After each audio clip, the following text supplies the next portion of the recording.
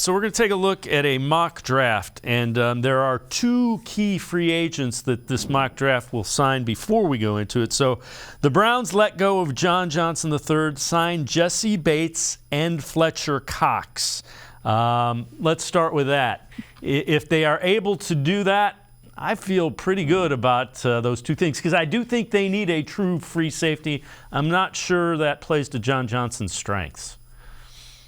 Yeah, there was communication issues in that secondary last year, and John Johnson and Grant Delpit, they just had a difficult time, being on the same page. So I wouldn't be surprised if they did make a move to release John Johnson III, and Bates is a great safety, and you bring up Fletcher Cox as well. I mean, then at that point, I really think the pressure falls on Jim Schwartz, because how can you not be a top five defense when you have one of the best pass rushers, if not the best pass rusher in the NFL? You have a great corner in Denzel Ward, and then you add those other guys with a really solid supporting cast around them.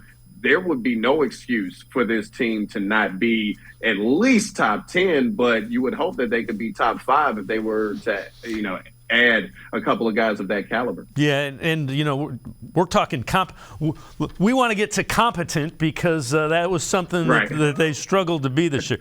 All right, along those lines, then after those two, this Dawgs By Nature has the Browns taking Jalen Hyatt, Tennessee, a speed guy.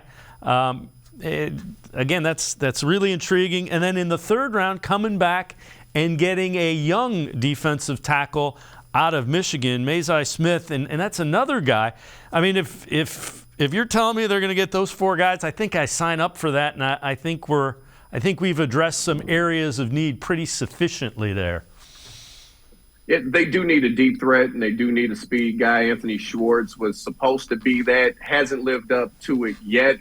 Not big on closing the door on young players, but he's entering a big year this year, and it just hasn't gotten it done up to this point. So bringing in some competition would make complete sense. And you're going to be paying Miles for a while, so you're going to have to draft well on that defensive line, because they're cheap. Draft picks don't typically cost you a ton of money, and I think that is the formula that the Browns will use. If they're able to pull that off, it'll be great, but ultimately they got to perform when they hit the field.